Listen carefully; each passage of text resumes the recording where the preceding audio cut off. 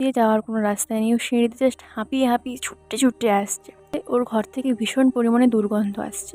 Murder করতো, তার সাথে guys, welcome to my channel and welcome back to my channel. This is Bindu and I am back with another story time videos. আজকে আমি যে গল্পটা বলবো ডেটিং অ্যাপ নিয়ে, যেটা এখন ফ্রডে ভর্তি হয়ে গেছে, ঠিক আছে? তো সেটা নিয়ে গল্প বলবো। আর ফোনটা রেখেছি কারণ এতে সাউন্ড কোয়ালিটি ভালো আসে। তো চলো স্টার্ট করা যাক। ভালো লাগলে লাইক, কমেন্ট, সাবস্ক্রাইব করে দিতে ভুলবে না। তো তোমাদের লাইফে এরকম কোনো ঘটনা থাকলে আমাকে পাঠাতে পারো। ইনস্টাগ্রাম আইডি আমি দিয়ে দেবো কমেন্ট বক্সে। তো চলো স্টার্ট করা যাক, বেশি দেরি করবো না। তো আমি একটা নাম ধরে নিচ্ছি, রিয়া, ঠিক আছে? রিয়া খুব শান্ত একটা মেয়ে, মানে একটা হয় না যে আমাদের সমাজের চোখে একটা ভালো মেয়ে, যাকে শান্ত, শিষ্ট, ইনোসেন্ট সব কিছু আর কি, ভীষণ ভালো মেয়েটা। তার বন্ধু ছিল তানিশা, বেস্ট ফ্রেন্ড ছিল তানিশা। তো তানিশার সাথে ওর বন্ডিংটা খুবই ভালো ছিল। এবার তানিশা ওর পুরো অপোজিট ছিল, মানে তানিশা ভীষণ ছটপটে ছিল, ভীষণ লাইভলি ছিল। তার তুলনায় রিয়া যে ভীষণ পরিমাণে শান্ত, শিষ্ট, এরকম টাইপের। দুজনকের মধ্যে অপোজিট অ্যাট্রাকশন হয়েছিল। এত বেশি হতো কী করে? যাই হোক, আমি বারবার উল্টো দিকে তাকাচ্ছি বলে আমাকে কমেন্ট করে বসো না, বাইরে একটা পাখি ঘুরছে তাই জন্য আমি তার দিকে দেখছি। তো যাই হোক, ডিস্ট্রাকশন হচ্ছে এটা আমার জন্য। রিয়া ও খুব ভালো মেয়ে ছিল, তানির সাথে খুব ভালো বন্ডিং ছিল। এবার তানিশা অনেক প্রেম করেছে, কিন্তু রিয়া কারোর সাথে কোনোদিন প্রেম করেনি। তো না করার জন্য রিয়া জানেও না ছেলেরা কেমন হয়, বাট তানিশার মুখ থেকে অনেক ঘটনা শুনেছে। তানিশা ওয়াজ ভেরি লাইভলি, তাই জন্য অনেক ছেলের সাথে কথা বলেছে, অনেক ছেলের সাথে ফ্ল্যাটিং করেছে, অনেক রিলেশনশিপে গেছে। কিন্তু এ যায়নি, কারণ এ খুঁজছিল, চাইতো চাই একদম ভালো, মানে ওই টাইম পাস লাইক ওরকমও চাইছিল না, মানে করবো তো একটা ভালো দেখেই করবো, নয়তো করবো না, এরকম টাইপের আমার মনোভাব ছিল। তাই জন্য ও একটা ভালো ছেলের সন্ধান খুঁজছিল। এবার তানিশাকে সাজেস্ট করলো, ঠিক আছে ডেটিং অ্যাপ একটা ইউজ কর। এবার ও ডেটিং অ্যাপটা ইউজ করছে, যেহেতু তানিশাও একটা চাকরি করতো আর রিয়াও একটা চাকরি করতো, মানে দুজনেই যথেষ্ট বড় হয়ে গেছে, বিয়ের জন্য চাপ দিচ্ছে। কিন্তু রিয়া চাইছিল নিজে দেখে বিয়ে করবে, কারোর মানে দেখাশোনাটার খুব একটা পছন্দ ছিল না, নিজের পছন্দটা খুব একটা পছন্দ ছিল না। তাই জন্য ভেবেছিল যে আমি প্রেম করে বিয়ে করব। ঠিক আছে, তাহলে তখন নিশা বললো ডেটিং অ্যাপে ডাউনলোড করতে। তো ডাউনলোড করলে মোটামুটি ওর সেখানে কয়েকটা ছেলের সাথে কথা হতো। কয়েকটা ছেলের মধ্যে সৌরভকে ওর খুব পছন্দ হয়েছিল। মানে সৌরভ দেখতেও ভীষণ হ্যান্ডসাম ছিল, প্রথম কথা দেখার দিক থেকে একটা অ্যাট্রাকশন ছিল, লম্বা ছিল, ভীষণ পরিমাণে দেখতে সুন্দর ছিল।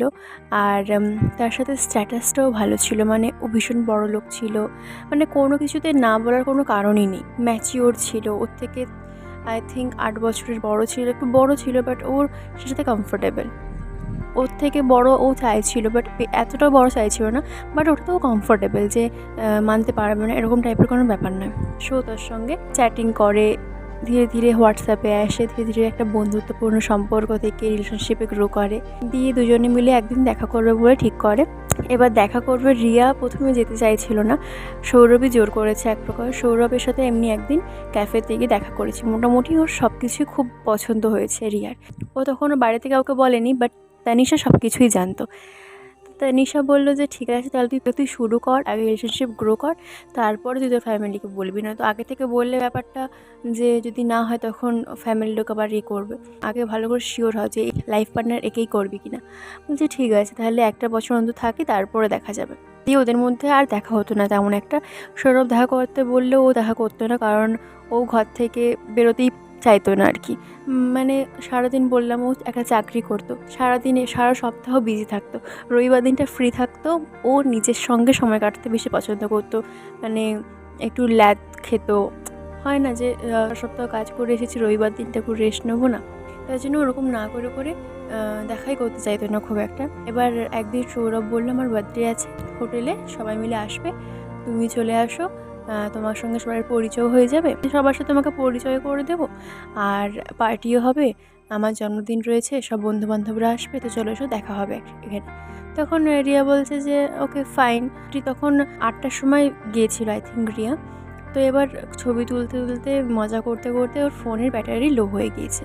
তো ফোন চার্জ দেওয়ার জন্য এবার ওকে চার্জ দিতেই হবে, কারণ বাড়ির লোকের ফোন আসবে। আমাদের বাঙালিদের বাঙালি কেন, প্রত্যেকটা রিলিজিয়নের প্রত্যেকের মায়েরাই রাত্রি 10টার পর বাইরে থাকলে একটু বকাবকি করে।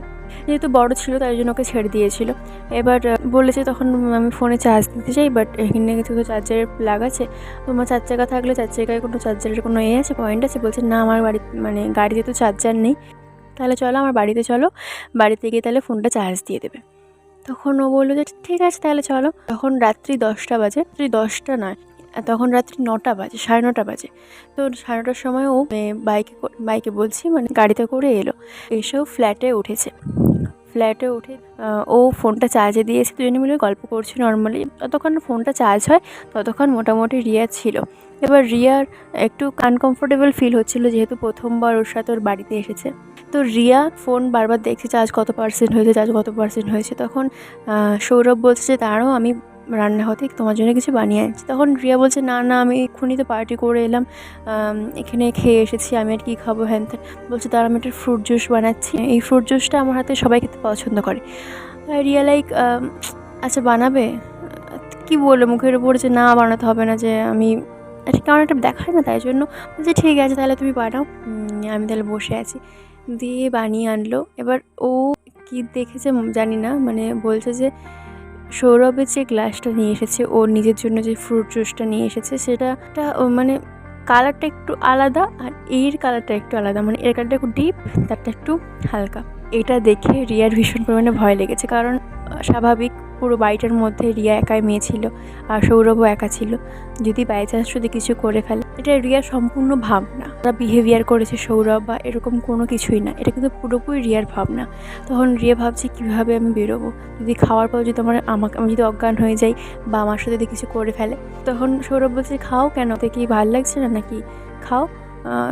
ও বলছে যখন একটা হয় না লজ্জার খাতিরে, ঠিক আছে 1 চুমুক দিয়ে দেখি। এবার খেলো, খাওয়ার পর না ওর মাথাটা কেমন ঝনঝনিয়ে উঠলো, মাথাটা কেমন একটা হয়ে উঠলো। এবার ও ভাবছে এটা সাবকনসিয়াস মাইন্ডে এটা খেয়েছে বলে হয়েছে, না ওর মনে মনে ওটা চলছে বলে ওটা হচ্ছে, যে এটা খেললে কার আমার কিছু হবে, এই ভাবনাতে ওর হচ্ছে। ও সেটা বুঝতে পারছে না, কিন্তু ওর মনে হচ্ছে যে কিছু একটা ওর আনকমফোর্টেবল ফিল লাগছে, তাই জন্য ওর লোকেশানটা ও তানিশাকে পাঠিয়ে দেয়, ওর বেস্ট ফ্রেন্ডকে পাঠিয়ে দেয়। তো বসে রয়েছে কি করবে, সেটা বলছে কিছু বানিয়ে আনবো হ্যান ত্যান, তুমি তো খেলেই না পার্টিতে কিছু, আমাকে বাড়ি যেতে হবে, মা বারবার ফোন করছে, বলছে একটু দাঁড়াও পরে যাবে, এরকম বলছে খাও জুসটা খাও। ও 1 ঘট খাওয়ার পর মুখে রাখছে, বাট বাথরুম যাওয়ার নাম করে ফেলে আসছে, ও খেতে চাইছে না জুসটাকে আর কি। সৌরভ যেহেতু সামনে বসে আছে, ও কিছু রিয়াক্টও করতে পারছে না। বলছে ঠিক আছে আমার একটু খেতে মন চাইছে, ম্যাগি খেতে মন চাইছে, তুমি একটু অর্ডার দেবে। বলছি আমি বানিয়ে দিচ্ছি। বলছি না না না, আমি বাড়ি থেকে আনি খাবো। এই জিনিসটা খুব একটা খারাপ, খুব একটা ভালো লাগেনি শুনতে। একটা পয়েন্ট মিসই করে গেছি আমি। ওদের যে ফ্ল্যাটটা ছিল, ওই ফ্ল্যাটেতে ডেলিভারি বয় উপরে আসতো না, নিচে গিয়ে ওদের পার্সেলটা রিসিভ করতে হতো। তাই জন্য ও তখন ভেবেছে যে যদি পার্সেলটা রিসিভ করতে আসে, তখন যদি কোনোভাবে পালিয়ে যাওয়া যায়, কারণ এভাবে তো বেরিয়ে গেলে কোনোভাবে যদি আটকে দেয় বা কোনো কিছু করে দেয়, এগুলো কিন্তু সব কিছুই ওর মাইন্ডে চলছে। আসলে কিন্তু কিছু হচ্ছে না, বাট ওর মনে হচ্ছে এটা যদি হয় এরকম ভেবে যাচ্ছে। তখন মেয়েটা তখন বলছে ঠিক আছে তাহলে ম্যাগি খাবো, ম্যাগি অর্ডার করো। দিয়েও সুইগিতে ম্যাগি অর্ডার করেছে, সেটা বারবার বলছে যে আমি করবো। তখন মেয়েটা জোর করেই বলছে যে না, ওখানে অর্ডার করো, আমি ওখান থেকেই খাবো। এই জিনিসটা একটু খারাপ লেগেছে সৌরভের। অবশ্যই এটা সাধারণ মানুষের খারাপ লাগবেই। সরি, আমার এক্ষুনি মা চলে এসেছিলো, তাই জন্য আমি গল্পের তাল কেটে গিয়েছিলো। কোথায় ছিলাম যেন? হ্যাঁ, ও খাবার অর্ডার দিয়েছিল, ফোন থেকে অর্ডার করেছিল। কেউ ফোন করেছে ডেলিভারি বয় যে পার্সেল চলে এসেছে, নিচে আসুন। দিয়েও গেছে। সেই মুহূর্তেও ফোনটাকে নিয়ে সঙ্গে সঙ্গে নিচে দিয়ে সিঁড়ি দিয়ে নেমে এসেছে। কারণ ও জানে সৌরভ লিফট দিয়ে গেছে, তার লিফট দিয়ে যাওয়ার কোনো রাস্তায় নেই। ও সিঁড়িতে জাস্ট হাঁপিয়ে ছুটে আসছে। তারপরে চলে এসেছে বাড়ি। তারপর ওকে ফোনের পর ফোন করে আছে, ও সুইচ অফ করে দিয়েছে ফোন। যে এই জিনিসটা পুরোপুরি একটা হ্যালোজিনেশন, যেটা হবে এরকম হবে সেরকম হবে, কিন্তু আসলেও কিন্তু সেরকম কিছুই হয়নি। হয়তো হতো না, হয়তো যতটা হেভি ততটা হতো না, কিন্তু আমার মনে হয় যখন মনে হয়েছে যখন মনে হচ্ছে তখন সেটা করা উচিত। তো যাই হোক, এবার ও বেরিয়ে এসেছে, নর্মালি এসেছে বাড়ি। এবার ও তানিশাকে ফোন করে বলছে এরকম। তখন তানিশাকে বকছে যে তুই কেন এরকম করলি, একটা অসভ্যের মতন। স্বাভাবিক যে কারোর বাড়ি থেকে এরকম পালিয়ে এসেছিস একটা না জানিয়ে, গেছিলিস কেন তাহলে তুই এরকম, ওকে বকছে যে তুই কেন এলি এরকমভাবে, এত মনে হলো বলে এরকম একটা বিহেভিয়ার করলি, যেটা বলছে আমি কী করবো খুঁজে পাচ্ছিলাম না, তাই জন্য আমি এরকমভাবে চলে আসতে বাধ্য হলাম। আমি যদি আসতে চাইতাম, যদি না আমাকে আসতে দিত, যদি আমার সাথে কিছু করে ফেলতো। তারপর সব কিছু স্বাভাবিক। তানিশার একটা ফ্রেন্ড, কমন ফ্রেন্ড, ওই বিল্ডিংয়ে থাকতো না, কমন ফ্রেন্ডের ফ্যামিলি থাকতো। সো ওটা পুরোপুরি ফ্যামিলি সোসাইটি, ওই মানে সৌরভের যে ফ্ল্যাটটা রয়েছে ফ্যামিলি সোসাইটির মধ্যেই রয়েছে। এবার ও ওখানে একাই থাকতো, ব্যাচেলার ছেলে একাই থাকতো, কিন্তু চারিদিকে সব কিছু সবাই ফ্যামিলি ছিল, বললাম কমন ফ্রেন্ড ছিল। তানিশা ওইখান থেকে কিছু খবর পেয়েছে, দিয়ে সঙ্গে সঙ্গে রিয়াকে ফোন করেছে, জানিস ভাই কী হয়েছে। এই জায়গাটা একটা টুইস্ট পয়েন্টে রয়েছে, মাইন্ডে তোমরা ভাবতেও পারো নি যে এইটা লাইক হতে পারে। তো শোনো, ও ছেলেটা নাকি সৌরভ কদিনের জন্য কোথাও চলে গিয়েছিল, এবার জানি না কোথায় গিয়েছিল, কেউ জানে না। এবার ওই সোসাইটির সবাই দেখছে ওর ঘর থেকে ভীষণ পরিমাণে দুর্গন্ধ আসছে। এবার সবাই পুলিশে কমপ্লেন করছে, অনেকদিন ধরেই আসছে, দেখছে। যখন সে আসছে না তখন পুলিশে কমপ্লেন করতে বাধ্য হয়েছে। এবার পুলিশ এসে যখন ছানবিন করে তখন দেখে 3টে লাশ, 3টে মেয়ের লাশ পাওয়া গেছে। শুধু সেটা নয়, এরকমভাবে প্রত্যেকটার সাথে ডেটিং অ্যাপ থেকে এরকমভাবে নিয়ে আসতো, মার্ডার করতো, তার সাথে করতো। হ্যাঁ, একটা কি বলবো, একটা ডেড বডি, মানুষ আর মানুষ নেই, জানোয়ার হয়ে যাচ্ছে লিটারালি। রিয়া তো তখন বলছে, দেখছিস ভাগ্যিস সেদিন আমি বেরিয়ে চলে এসেছি, মানে রিয়ার লাকটা জাস্ট ভাবো, ও ভাগ্যিস বেরিয়ে এসেছিল।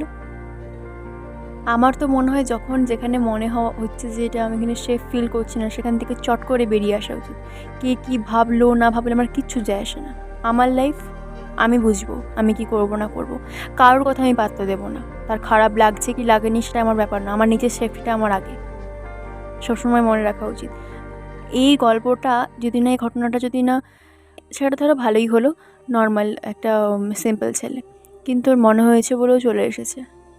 ও তো জানতো না যে এই ঘটনাটা ঘটবে বলে, এতটাও ও ভেবেছে হয়তো ওর সাথে কিছু খারাপ কিছু ঘটবে, বাট এরকম ঘটবে বলে অন্ধকার হয়ে যাচ্ছে কেন, বাট এরকম ঘটবে বলে কেউ ভেবেছিল?